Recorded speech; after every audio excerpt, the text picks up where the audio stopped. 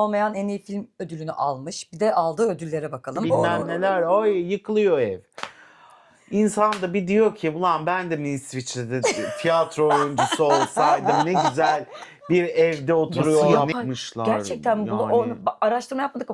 Gençliğini mi Evet. yaptılar? Ve Yapay adam zeka ile hikaye anlatarak ya da işte getirdiği senaryo ile birlikte onu da birlikte işte derdini o şekilde anlatıp Herkese merhaba. Ayşem'le Ne izlediğin yeni bölümüne hepiniz hoş geldiniz. Hoş geldiniz.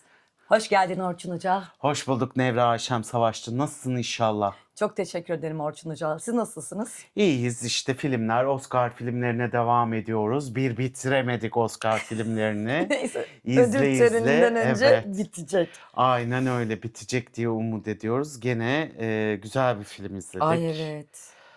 Evet. Sentimental value yani manevi değer bir İsveç yapımı bir filmle karşı karşıyayız. Evet bir babayla kızlarının hesaplaşması üzerine ya da artık şey mi hesaplaşma mı yoksa artık günah çıkarma mı artık ne denir bilmiyorum yani hani böyle bir O değeri tekrar evet geriye inşa etmek çekme. mi? Aynen.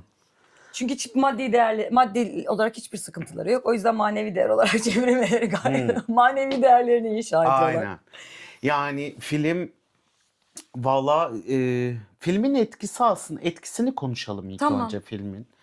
Filmin etkisi seni böyle ilk önce bir anlamsızlaştırırken yani uzaklaştırırken senden filmin konusu sonra bir anda çat diye büyük bir empatiye şey sağlıyor. Film aslında sürprizli bir film. Yani hani şey olan bir film değil.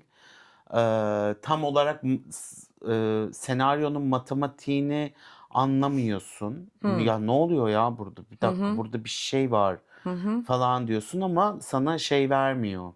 Büyük bir doneler vermiyor film. Yarısından sonra Evet, yarısından mevzu sonra. İlk yarısı zaten hiç orada değil. İkinci yarısından sonra anlıyorsun. Mevzuya daha çok hakim oluyorsun. Film ama filmin bence gücü bir anda seni içine çekerken bir anda da itiyor. Yani böyle nasıl diyeyim ilk yarısı uzaklaştırıyor seni film. Evet. İkinci yarısı böyle lap diye içine çekiyor. Oyunculuklar bence gayet başarılı ve güzel bir cast da var. Ve ya filmin bana film biterken hissettirdiği şey helal olsun be. İşte sanatın gücü aslında bir yandan da. Çünkü her insan konuşarak ya da kendini ifade etme biçiminde konuşarak anlatamaz ya. Bir şey söylemek istediği zaman bunu işte yani sanatçılar özellikle böyle oluyor. Belki de bundan sanatçı oluyorlar onu da bilmiyorum. Onu o şekilde sanatıyla ifade ediyor. Yani filmde de öyle derdini ifade ediyor. Bu şimdi biz de hani tiyatroyla uğraştığımız yani sanatçı olduğumuz için hani bizim de hep bir derdimizi tiyatroyla anlatıyoruz ya. Konuşarak evet bu yola girdik. YouTube'da işte artık konuşuyoruz. Bir şeyler anlatıyoruz, bir şeyler paylaşmaya çalışıyoruz falan ama bunu bu şekilde izleyince çok büyük bir empati duyuyorsun. Sende nasıl şey oldu? Aynen öyle. Adam da yani baba karakteri filmde zaten ne yapmak istediklerini ya da geçmişle ilgili sorunlarını çözmek için dedin ya uzaklaştığımız bir yerde. Evet. Senaryo öyle ki filmin ilk yarısında geriye gidişler neredeyse birkaç nesil sonrası bir evin yani ev aile olmak birbirleriyle işte ev biraz da şeydir ya yuvadır sıcaklık vesaire. O evin ne kadar değiştiğini nesilden nesile bir araya gelip koparttıklarını filmde dediğin gibi tam yaklaşacak gibi oluyorsun uzaklaşıyorsun.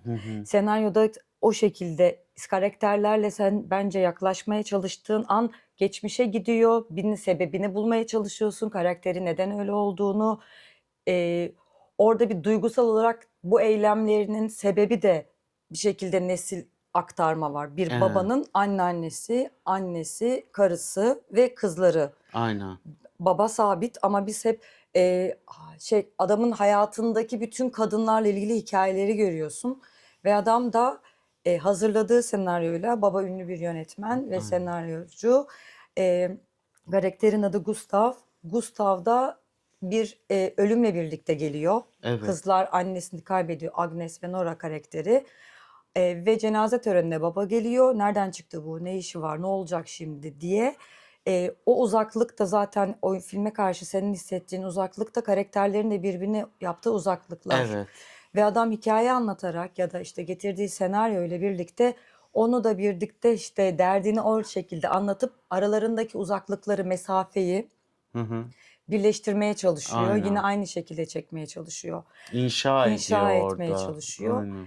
Ve ki anneleri vefat etti. Erken yaşta boşanan bir anne babanın çocukları Nora ve Agnes. İki karakter. Baba onlar 7 yaşındayken terk ediyor. Hı hı. Boşanıyorlar. Anneyle tek başlarına kalmak durumunda kalıyorlar. Ve sonrasında nasıl büyüdüklerini, aile travmaları nasıl büyüdüklerini, aslında ablayla kız kardeş de baba geldikten sonra birbirleriyle dertleştikleri an var. Yani onu karman çorman gibi senaryo nasıl ilmek ilmek ördüyse adam, Gustav senaryosunu yazarken iyileştirmek için bu senaryoyu ellerine alan kızlar da okudukça geçmişlerinde yarım kalanları senaryoyla ya da senaryodan onlara hissettirdikleriyle kapatmaya çalışıyor. Ve ondan sonra film tamamlanıyor ve bunların bir şekilde filmin sonunda ilişkileri de tamamlanıyor. Aynen. Eksikliklerine rağmen birbirlerinin hayatlarında var olabiliyorlar. Nora bir tiyatro Ha, evet. oyuncusu, yani oyuncu, tiyatroda oynuyor. İşte Nora'nın ilk sahne açılımında aslında film başlarken oyuna çıkmadan önceki panik atağıyla başlıyor. Giydiği elbisenin çok daraldığını, nefes alamadığını, işte daraldığını ve elbiseyi yırtmaya başladığını Evet. falan. Seyirci, bu arada seyirci alınmış, sahne açılmış. Sahnenin ilk sekansı başlamış, Hı yani hı. ilk başlama sekansı başlamış. Nora girdiği anda Oyun tamamıyla baş. oyun başlayacak. Herkes onu bekliyor falan. Nora bir türlü giremiyor Hı falan hı. filan. Sonra bizim iz bandımızın ne kadar Evet. kurtarıcı olduğunu filmde de görüyoruz. İz bandıyla yırttığı kostümü dikiyorlar ve Nora başlıyor. Ama Nora'nın bu arada flört ettiği biri de var partner Hı olarak. hı. Yani tiyatroda Ekipten. partner olarak ekipten biri. Şey E, gibi aklıma geldi şimdi düşününce. Nora elbisesini yırtıyor. Yani bu bana dar geliyor, nefes hı hı, alamıyorum, yokum, açın açın deyip yırtıp parçaladığında oyunu hemen çıkartabilmek için dediğin gibi izbantlarını kullanıyorlar. Ama Nora asla dışarıdaki herhangi bir yardımla tamamlanamıyor. evet, Film boyunca da öyle aslında. aynen. Yani o flört ettiği kişiden almak istediği sevgi ya da Alamıyor. sürekli rollere çıkarken oyundaki işte kendi kariyerdeki başarısı hiçbir şey Nora'yı mutlu etmiyor. Tam anlamıyla işte ben oldum, ben buradayım diyemiyor Değil mi? Nora. Duygularını tahlil edemiyor ve bir şekilde o kadar hani bir oyunda başarı gösterdiği en son oyunundaki gösterimlerinde bugün hastayım gelemeyeceğim diyor ve o da bir girdaba düşüyor. Evet, ama ondan Orada önce işte toparlayamıyor yani dış taraftan da toparlanamıyor. evet, Nora'yı öyle tanırken baba da aynı zamanda bir festivalde bir Hı hı. film gösterimi Hı yapıyor. hı. Film gösteriminde işte büyük beğeni kazanıyor. Sonra hemen röportaj yapıyorlar. Röportaj yaparken babaya işte ikinci film ne zaman gelecek? Çok büyük bir ara verdiniz. Bizi artık bundan mahrum etmeyin Hı hı. diyor. O da bilmiyorum Hı hı. ne zaman geleceği hakkında herhangi bir fikrim yok diyor. Çünkü aslında günümüzde de bir yönetmen bir film çekiyor ve sonraki filmi çekmek için hep bir bütçe aramak Hmm. zorunda. Ve adam da orada bir bütçe arama. Hani parayı bulursam çekerim hacı, bende proje var diyor. Halbuki bir senaryosu var adamın yazmış olduğu ve kızlarıyla var olan işte o örgüyü tamamlayacak şeyi.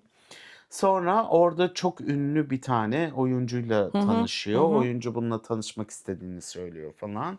Popüler bir oyuncu. İşte geliyorlar, tanıştırıyorlar, işte şey yapıyorlar, sabahlıyorlar bir sahilde. İşte bu şampanyalar içiliyor bilmem ne falan filan. İşte adam çok iyi davranıyor. Böyle çok özenli davranıyor Hı hı. kıza daha doğrusu. Sonra kıza senaryosundan bahsediyor. Senaryosundan bahsederken aslında kendi kızına Nora'ya da bir film yazdım ve bu filmde sen oynamalısın. Senin oynamanı istiyorum. Ve senin de buna bütçe bulacağını biliyorum. Çünkü kızı da semi celebrity Hı hı. dedikleri günümüzün jargonuyla bir durumu var kızın. Kız da babasının yazdığı bir senaryoda oynamak istemediğini söylüyor. Evet. Diyor ki hacı sen beni düşündün eyvallah güzel ama ben orada yokum diyor yani. Ee, Ben orada şey yapamam diyor. Zaten kızların sürekli babasının orada olmasına karşı bir şeyleri var. Ne yok sayıyorlar ne var sayıyorlar. Evet, ya babam mı burada? Bir dakika babam mı geldi falan. Nasıl yani? O cenaze Hı hı. sahnesinde Hı hı. cenaze sahnesinde işte babasının sesini duyunca hemen gelmesi Hı hı. falan böyle bir şaşkınlıkları var kızın. Kızın kız kardeşi de Nora'nın kız kardeşi de evli. İşte bir tane çocuğu var. İşte çocuğuyla gayet mutlu falan.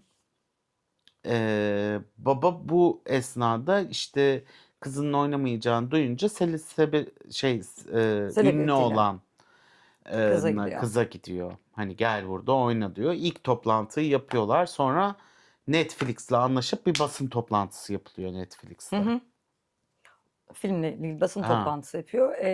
Ve burada da işte sinemalarda gösterilecek misiniz diye sorduğunda adam sinema için yaptığını düşünüyor. Ondan sonra ama Netflix'te konuşmalarımız devam ediyor diye bu haberi öğreniyor. Oradan bir ne oluyor benim kontrolümden çıkıyor mu her aynen. şey diye düşünüyor. Gazeteci de bu Celebrity Rachel karakterine bir önceki filmle ilgili sorularını soruyor. Rachel teşekkür ederim hani bunun yeri mi değil mi diye geçiştirmeye çalışırken gazeteci tekrar soru soruyor. Ve bizim Gustav alıyor. Sen ne yapmaya çalışıyorsun? Neredesin? İşte haddini bil. Çok ünlü bir oyuncuyla karşı karşıyasın şu anda. Buna sen müteşekkir olman gerekirken saçma sapan yani konudan yani buraya da toplanma amacımızdan farklı sorular soruyorsun deyip adamı kovuyor ve ortada bir gerginlik oluyor. Adamı ilk defa bu kadar agresif görüyoruz. Hı hı. Sonrasında Rachel senaryoyu seviyor, senaryoyla konuşuyor. Senaryoda konuşmalarıyla ilgili işte bazı soruları oluyor. Çünkü Gustav kendi hayatından yola çıkarak yazdığı bir senaryo. Gustav'ın annesi intihar etmiş ve hatta çekecekleri evi annemin intihar ettiği yeri de kıza gösteriyor. Aynen. O Ee, evde duruyor O hala evde bu duruyor. arada. Evet. Hı. Ee, Filmin başında o evin hikayesini anlattıkları evde çekecek Hı hı. filmi ve hatta bu tabureyle intihar etti, düşürdü bu tabureyi diyor. O ara kız bunu görüyor ve sonra hatta bunun geyiği dönüyor Çok yani. etkileniyor kız orada. Evet, Tabureden kalkıyor hemen. kalkıyor Ne falan. burası mı falan. Buna mı intihar Burada etti? mı falan deyip böyle hala Adam şey tamamen bir yapıyor. kandırma Tabii şeyinde. canım. Ya Gustav karakteri şöyle bir şey mesela kızları ilk gördüğünde cenazede ne kadar güzelsiniz. Okey. Kızın karşısına oturup senaryo teklifinde bulunduğundan oraya işte ne kadar güzel olduğundan, ne kadar başarılı olduğundan gidip izlemese bile işte iyi olduğundan bahsediyor. İşte Rachel'e geldiğinde ona övgüler. Yani sürekli bir güzellik üzerinden. Çünkü çok noktada kadınlarla kurabildiği tek diyalog o. Evet. Yani bir alt katmana inmiyor ama yazdığı hikaye o kadınların iş dünyasını, kendi hayatındaki kadınların iş dünyasını aslında gözlemlediğini, yani yönetmen gözüyle gözlemlediğini ve senaryo aktardığını görüyor. Rachel Senarist de olarak da senarist bunu olarak ve Rachel de bunun pratiklerini. ağırlığını kaldıramıyor. Sorular soruyor. Bu senin annen mi? Ben annen, benim annem değil. Sonra saçını kızıla boyattırıyor Rachel'in Ee, sarışınken. Ve ondan sonra işte kızın oyuncu olduğunu öğrenip kızın Instagram'ına baktığında aslında Rachel kendisini yönetmenin kendi kızına benzettiğini, Nora'ya benzettiğini fark ediyor ve Nora'yı stoklamaya başlıyor. Nora'yı stokluyor. Instagram'ına girdiğinde bu arada benziyorlar. Sadece gözleri renkli Rachel'in. Nora'nın gözleri şey değil, kahverengi Kahverengi. yani. Ve şoka giriyor Rachel bunu görünce. Bir dakika ya diyor falan. Hemen Nora'nın tiyatrosuna gidiyor. Hı Nora ile hı. iletişime geçip tiyatrosuna gidiyor. Ondan sonra babada da biraz fırlamalıklar var bu arada yani. Fırlama bir yönetmen. Hani evet kadınlara sürekli iltifat, dış görünüşleriyle ilgili iltifat ediyor ama Komplimanları yerinde. evet ve sadece ama iletişimini öğrenme biçimi de bu. Bu başka bir iletişim biçimi bilmediği için ezberden gidiyor sürekli. Ama kendinden çok emin, yazdığı senaryodan çok emin, ne yapmak istediğinden çok emin. Hani adam şey yapıyor. Neyse Rachel gidiyor Nora'nın tiyatrosuna. İşte benle görüştüğün için teşekkür ederim bilmem ne falan filan. Rachel de büyük ihtimal hiç tiyatro oyunu olmadığı için, hep kamera önünde oynadığı için tiyatroya girince o tiyatronun aurasından bir etkileniyor. Aa burası neresi ya falan filan Sahne diyor tozu tutuyor böyle. mu o anda? Koltuk Aynen tozu tutuyor. bir uzaylı oluyor o esnada, tanrım falan filan. İşte sonra kızla konuşurken kıza diyor ki yani hani bu senaryoyu neden kabul etmedin diyor. Bu arada yönetmen galiba, yani babası kızının bu senaryoyu kabul etmediğine dair herhangi bir done vermiyor. Vermiyor. Yani kızına teklif ettiğini, onun oynamasını istediğini aslında ama oynamak istemediğini falan söylemiyor. Rachel bir şekilde öğrenmiş. Aynen. Rachel aslında hisleriyle Hı yani hı. kız dramaturji yapıyor. İşte kızına benzettin beni diyor. Aynen yani Saçımı kızı boyattın. evet o yüzden de kızına gidip soruyor falan filan. İşte neden bunu reddettin? O da diyor ki olmaz diyor yani biz birlikte yapamayız. Biz normalde de iletişim kuramıyoruz. Hani nasıl bir filme okey olalım falan diyor böyle. Ondan sonra o da diyor ki işte ben hani senin oynamanı düşünüyorum falan filan. O da diyor ki yani kardeş diyor şey yaparsan aptallık edersin. Reddedersen. Reddedersen aptallık edersin. Güzel bir senaryodur, iyi bir Hı hı. yönetmendir. Ben de bununla çalışmalısın diyor. Ama hani ne yapabilirim bazen konuşamıyorum gibi oradan babasıyla ilgili bir trik istiyor vesaire. Evet zordur diyor onunla Hı hı. çalışmak ama büyük bir deneyime getiriyor. Aynen. Bazı yönetmenler zordur ama seni de çok iyi anlar diyor. Sonra adam işte kız kardeşinin evine geliyordu değil mi? Şey torununu. Görmek için. Ha. Hı hı. Bu arada adam torununa videolar çektiriyor. Yani torununa kamera nasıl kullandırılır, açı nasıldır. Çocuk 7 yaşında mı, 9 yaşında mı ne? Doğum gününde işte böyle hani şeyler yapıyor, eğleniyor onunla. Doğum gününde aldığı hediyeler babanın Aynen tabii DVD canım. player. Monica Bellucci'nin o anık filmi Monica Aynen. Bellucci'nin aynı filmin adı. Bir de işte diğeri de şeydi işte kapaklarını hatırladığım kadarıyla. Yani ikisi de böyle Çocuğu yani 9 yaşındaki bir çocuğun çocuğun izleyemeyeceği filmler. Yetişkin filmleri öyle düşünün. Ondan sonra ya yetişkin derken hani şeyde değil ama 9 yaşındaki çocuğa da uygun değil falan. Ve bunu böyle şey olunca kızlar gülmeye başlıyor. Ne yapıyorsun baba yani Allah'tan delirdin DVD mi? oynatıcımızın yok. Aynen. Allah'tan DVD oynatıcımız yok. Çok şanslısın falan filan diyorlar böyle. Ay pardon. Konuşmaya başlıyorlar işte. Ondan sonra konuşurken şey yapıyorlar. Böyle anlatırken tabii Nora teklif etmedi ya, Nora'yı yok sayıyor yani. Evet. Ghostluyor direkt hani. Sen burada da yoksun madem beni yok saydın. Ondan sonra otururken Nora da işte Hamlet'e başladığını, işte yeni bir Hmm. oyuna başladığını, şöyle olduğunu, böyle olduğunu bilmem ne onları anlatıyor falan. Adam başka bir şeyden bahsediyor. Yani Nora tiyatrosundan bahsederken adam hiç Umuru değil. duymuyor yani kızı, başka bir şey anlatıyor falan. Böyle bir konuşma çemberi yaşıyorlar. Adam aslında kırgınlığını ya da şey yaptığını bu şekilde anlatabildiğini anlıyoruz. Şöyle yani Yani ilişki biçimleri biraz şey iletişimleri. bana karşı öfkelisin diyor baba ve beni sevmiyorsun, sevmeye çalışmıyorsun gibi bir sevgi birbirlerinin sevgi üzerinden bir cümlelerinde baba öfkelisin ve eee, öfkeli birini ben de sevmem diyor.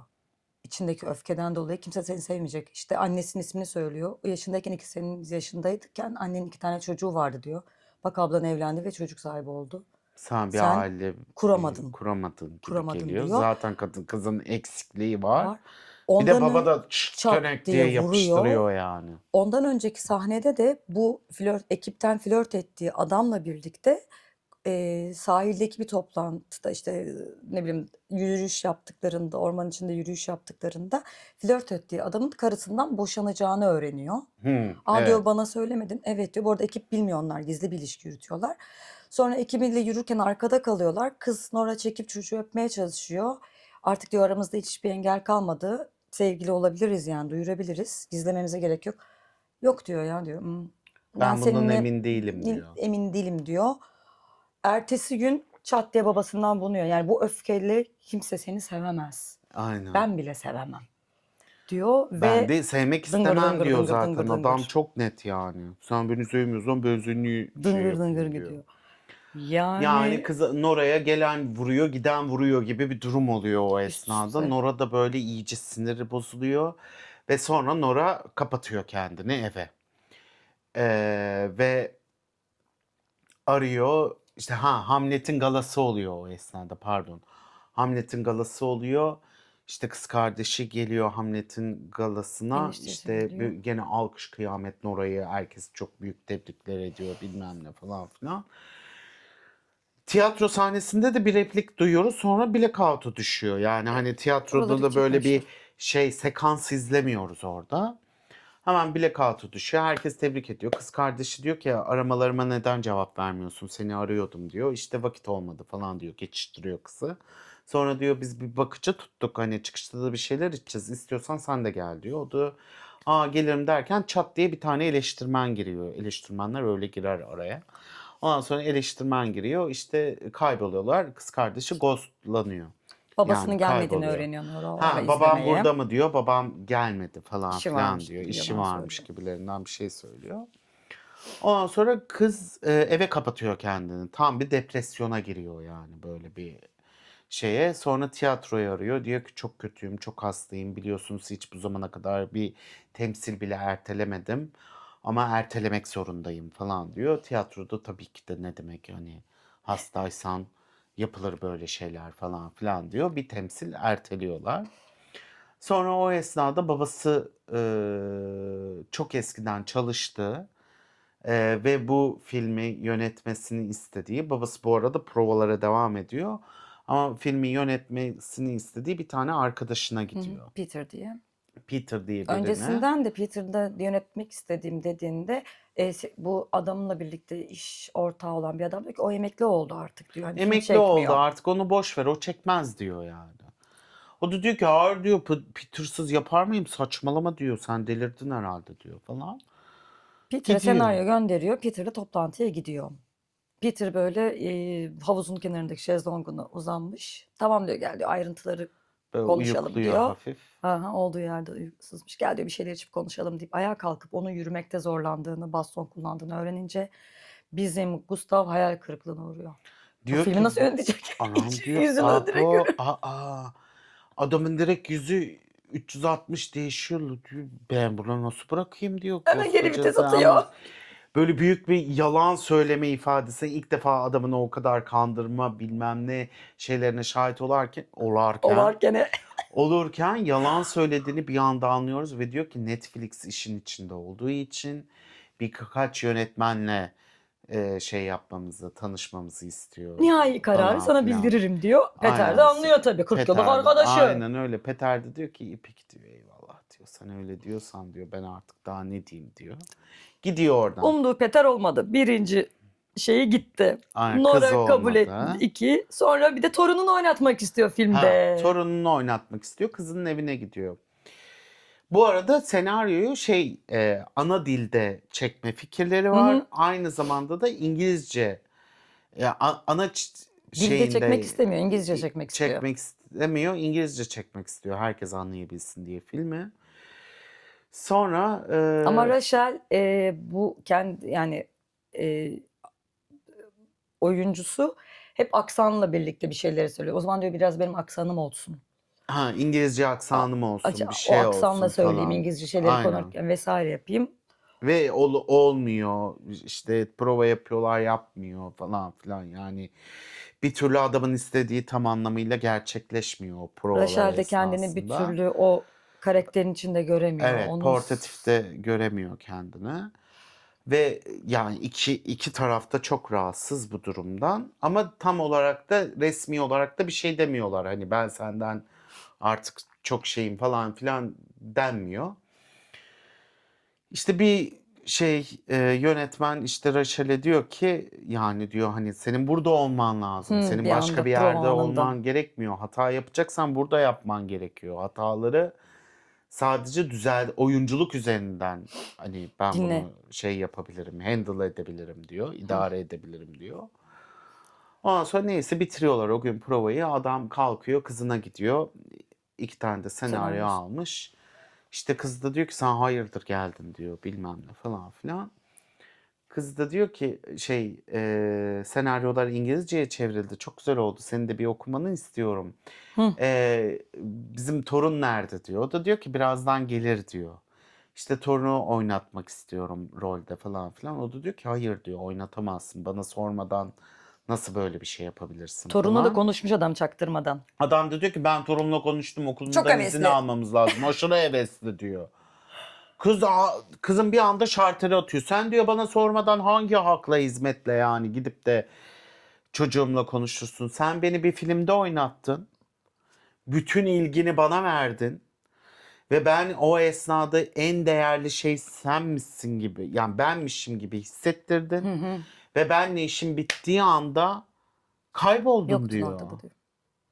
Baba da şey Gittin diyor, bizim diyor. seninle film çektiğimiz en mutlu anımızdı. Benim için de en mutlu andı ama sonra ne? Neredesin yani? Sonra bir anda yok oldun diyor yani. Benim diyor bütün nur topu gibi travmaları bana yükledin. Sonra defoldun gittin diyor yani. Ben o sette oynarken ben bu kadar senin için değerliyken şimdi bir anda ne oldu da değersizleştim diyor. Adam böyle bir duruyor falan filan işte bilmem ne. Çocuğum da aynı şeyi yaşamasını istemiyorum diyor. O yüzden hadi diyor kardeş diyor sen Git. yap diyor. O esnada torun geliyor. Torun diyor ki dede ne haber falan filan. Deden de gidiyordu deyip adamı Deden de postalıyor. gidiyordu deyip O adamı postalıyor. yönetmeni, arkadaşını, halini gördüğünü ora kabul etmedi, torun da kabul etmedi. Hı. Adam Adam evin da taraçasında dan diye çöküyor. kenarda sigara içip bıt bıt yaparken gecenin bir yarısı kim geliyor? Rachel. Rachel geliyor. Rachel elleri kolları titreyerek suratı böyle bembeyaz ne yapacağını bilemezken gel diyor çay içelim diyor. Oturuyor. Gecenin bir yarısı. Adam diyor ki filmden ayrılmak istediğini söyleyeceksin değil mi diyor. Rachel başlıyor ağlamaya.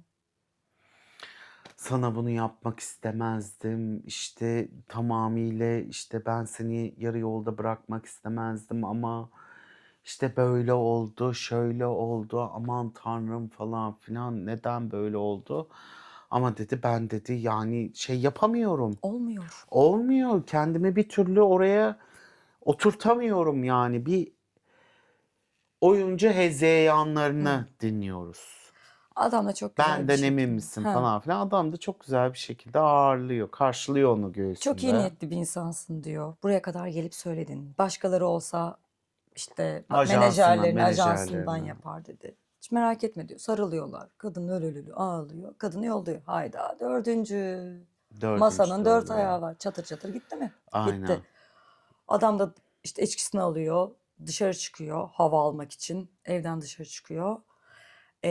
O sırada adam bütün bir gecesini böyle geçirirken Kızı, kızı küçük evde kızı. yine film izliyor ve abla evi basıyor. Hayır, Önce. önce kız o esnada senaryoyu okuyor. Ha büyük Büyük abla. abla senaryoyu okuyor. Agnes. Uyumuyor yani bütün gece böyle senaryoyu okuyor. Babasıyla hani senaryoyu babasıyla şey yapıyor falan. Sonra kardeşinin evine gidiyor. Kusura bakma diyor böyle habersiz geldim ama diyor iyi misin falan filan diyor. Kız da diyor ki önemli değil öyle falan. Neden diyor aramalarıma cevap veremiyorsun vaktim olmadı diyor. Eve bir giriyor depresyon evi her yerde çöp. Her yerde yemek, her yerde içki şişeleri bilmem neler. Ay yıkılıyor ev. İnsan da bir diyor ki ulan ben de mi İsviçre'de tiyatro oyuncusu olsaydım ne güzel bir evde oturuyor ne güzel hani depresyona girme hakkı bile var. Rahat rahat temsil iptal ediyor, yiyor, içiyor. Hala maşallah her şey yerinde diyor. Orada bir hasetleniyorsun Avrupa'daki tiyatrocuyla Türkiye'deki tiyatrocuyu bir kıyasladığında. Ulan diyorsun Allah Allah. İşte coğrafya kaderdir diyorsun sonra da. Aha o coğrafyalar. Ondan sonra böyle bir şey yapıyorsun falan. Kız diyor ki bacım diyor bu senaryoyu diyor aslında anneme değil sana Kendi yazmış. annesini yazmış. Kendi annesine değil sana Seni yazmış yazmış babam diyor. diyor. O da diyor ki Ne alaka? ne saçmalama kız diyor. Açıyor Delirdin mi sayfayı diyor. önüne veriyor. Açıyor diyor ki şunu bir oku. Oku diyor. Kadın okumaya başlıyor. Hüngür şakır çeşme. Vır vır vır vır vır ağlaya ağlaya okuyor. İkinci sayfayı çeviriyor. Yatak odasına gidiyor. Abla da durur mu? Vicdan be.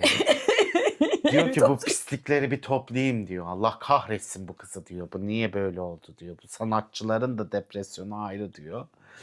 Hemen evi topluyor, onu topluyor, bulaşıklarını yıkıyor bilmem ne falan filan. Yatak odasında oturuyor. Yatak odasına geliyor yanına. Böyle bakışıyorlar. Nora diyor ki oradaki ilk cümleyi söylüyor. Benim intihar ettiğimi sen mi söyledin ona? O da O da diyor ki hayır, hayır. Nereden biliyor? bilmiyoruz. Sonra Sonra böyle yatakta yatarken işte gene bir kız kardeşlerin birleşmesi oluyor. Ulan diyor babamız bizi aslında hiç yalnız bırakmamış galiba diyorlar. Böyle içten yani bizim yorumumuz bu. Seni seviyorum diyor. O da ben de diyor. Canım benim diyor. sen bu aile Öpüşüyorlar, travmasını nasıl kokuşuyorlar. atlattın? Ben neden intihara meylettim? İşte sen de bana baktın. Sen olmasaydın ben atlatamayacaktım. Hani ne kadar atlattım ben de bilmiyorum gibi birbirlerini tekrar konuşmadıklarını. Senin de travman var, benim de travmam var. Hepimiz farklı büyüdük ama yetiştirildik. Aynen. Sen de bana destek oldun, ben de sana destek oldum deyip birbirlerine sarılıyorlar. Ve sonra kamera yerde yatan Gustav'ı gösteriyor. Aynen. Gustav bütün gece içmiş bahçede. Bir de bunlar kuzeyde yaşadığı için Kuzey Avrupa. Anam O soğuk olur Ayaz'da ne o. yaptın? Ayaz'da. Adam zatürre oldu kesin. Yere yatmış sabahına. Sonra Nora'nın o muhteşem paltosuyla hastaneye giriş Oo, sahnesini giriş. şey yapıyoruz. Böyle hıldır hıldır hıldır hıldır yürüyor. Baba hastaneye yatırılmış. Baba hemen böyle şey yapıyor falan. İşte sonra Kahve bunlar almaya gidiyorlar sonra altta. birkaç gün geçiyor. Zaman atlaması var orada. Anlıyoruz zaman atlamasını. Çünkü Ee, kıyafetleri değişti. aynen. Aynen kıyafetleri değişti ve ellerinde kahve var. Ondan sonra işte babasının odasının kapısında böyle babası hemşireye Nasılsınız diyor. O diyor ki ay bu güzel yüzü gördüğümde, bu sıcak gülüşü gördüğümde uyandığımda nasıl kötü olabilirim? Bunu ilk defa ben söylemiyorum herhalde. Sevgilin de söylüyordur değil mi? Ha, ha, ha, ha. Babanın yine baba güzellik olarak. gene baba gene güzelliyor kadını işte flört ede ede şey yapıyor. Baba gene orada kızlar da gülüyor ah diyor bizim diyor işte diyor Babam, gül horoz yüzlü diyor babam. değişir mi diyor 40'ına da gelse gene diyor Kırkım. ay 60'ına da gelse gene diyor aynı diyor yani mevzu. 60 mı 70 mi ne adam öyle bir yaşta galiba. Bilmem. Bilmiyoruz da yaşını tam. Ondan sonra hastaneden çıkıyorlar. Ona, ev görüntüsü. Ev görüntüsü Ev geliyor. görüntüsü görün. Bir tane evi yeniliyorlar böyle yenilemiş bir ev. Sonra bir bakıyoruz köşk Ha evet. Şimdi şöyle bir hikaye yenilenmiş. var. Evle ilgili Gustav teyzesi vefat ettikten sonra o evde oturduğu zaman geçmişi silmek için eline alıyor ne bileyim çekici vesaire duvarları yıkıyor. Kendince bir tasarım yapıyor. Bu hastaneden çıktıktan sonra da evin tasarımının tekrar değiştiğini görüyoruz. Dış cephe ev kırmızıyken artık ölüm olmayacak herhalde bu evde bembeyaz bir köşke dönüştürüyor. Aynen. İçerisinde son model mobilyalarla tekrar bir dizayn edildiği Modernize gözüküyor. ediyor. Modernize ediliyor. İsveç şeyi. Ikea. Ikea'nın modernize halini görüyoruz. Görüyoruz. Işıklar, masalar, sandalyeler. Sonra sekans değişiyor. Nora işte yeğeni Erik'ti galiba çocuğun ismi. Onunla birlikte işte kuzeniyle, yeğeniyle birlikte işte ne yapıyorsun? İşte oyun oynuyorlar falan. Yeğenini uğurluyor. Okula hadi görüşürüz deyip kapıyı kapatıyor. Ve yürüye bir koridordan yürüyor. Kapıyı açıyor. Odayı görüyoruz. Sandalyeyi odanın ortasına getiriyor. Eline bir ip alıyor. Yukarıya doğru bakıyor. Senaryodaki ölüm sahnesi bu şekilde intihar. Kendini asarak ölüyordu kadın. Sonra kapı tekrar tık tık tık vuruluyor. Kadın olduğunu anlamadan gidiyor. Yeğenini görüyor. Kapıyı açıyor. Ne oldu? Telefonumu unutmuşum ben ya diyor. Telefonunu alıyor çocuk gidiyor. Birbirlerine güle güle diyorlar. Çocuk bir an baka kalıyor. Gitmiyor teyzesinin yanından. Evet Sonra orada bir etkileşim oluyor falan. gidebilirsin diyor. Hadi görüşürüz diyor falan. Kapıyı Kapıyı kapatıyor. kapatıyor. Tekrar koridordan odaya doğru ilerliyor. Odaya giriyor. Kapıyı kapatıyor.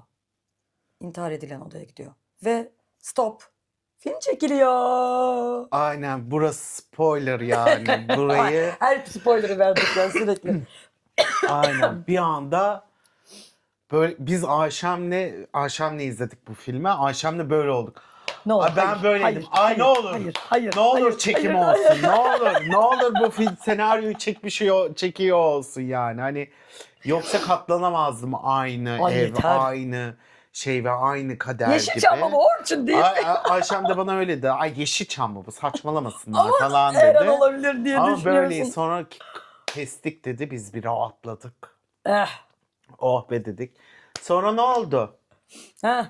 Nora Arkadaşı geri döndü. Peter'le birlikte çektiler filmi. Evet.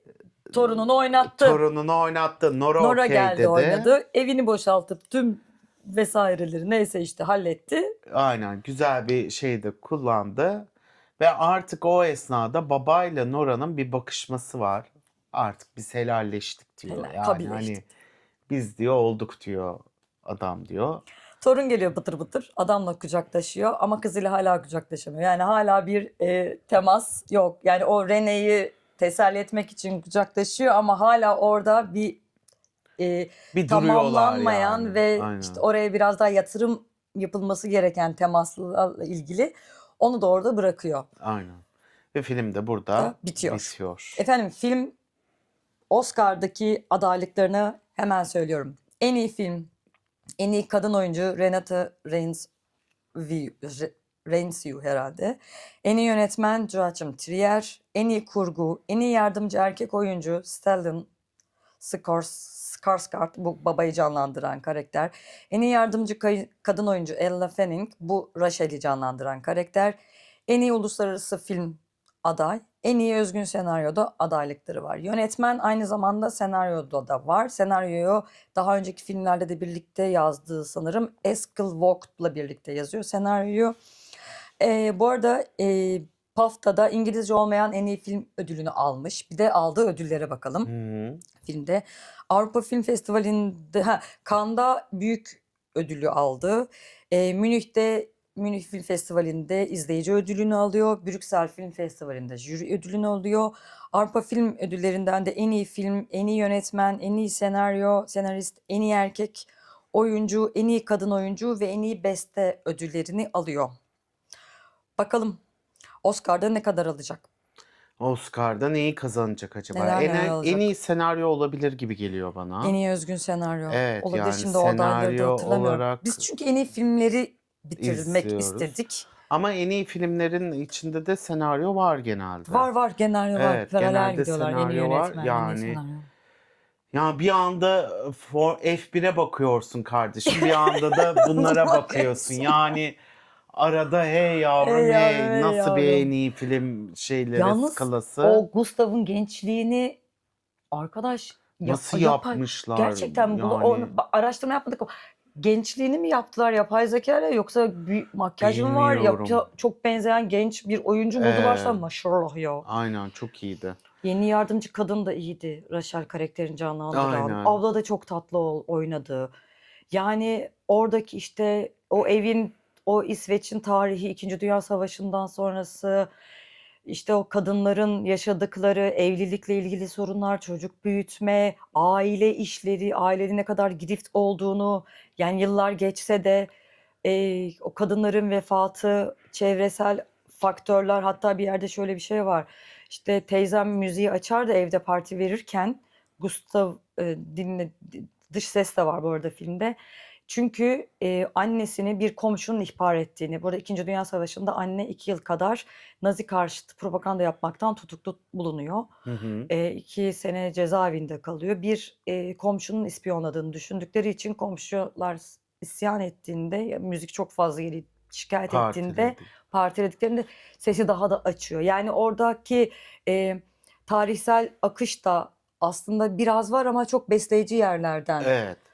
Yani çok böyle Karen'in neden onu yaşadığıyla ilgili ya da Hı. nedeni var. Yani aynı aksta gitmiyor bir Gitmiyor. tarih hikayesiyle o şu anki izlediğimiz hikaye. Vallahi güzel film. İzlemenizi tavsiye ederiz efendim. Evet. Bir bakın, bir güzel böyle bir kıştayız, hazır bir battaniyenin altında böyle Altın. güzel bir şeyi izlerken izlenebilir ya da sinemaya gidin. Sinemada da Evet. var. Valla bugünlük bizden bu Bu kadar kadar. diyoruz. Manevi değerle sonraki kapatıyoruz. bölümde görüşmek üzere Görüşmek diyoruz. üzere. Hoşça kalın. Hoşça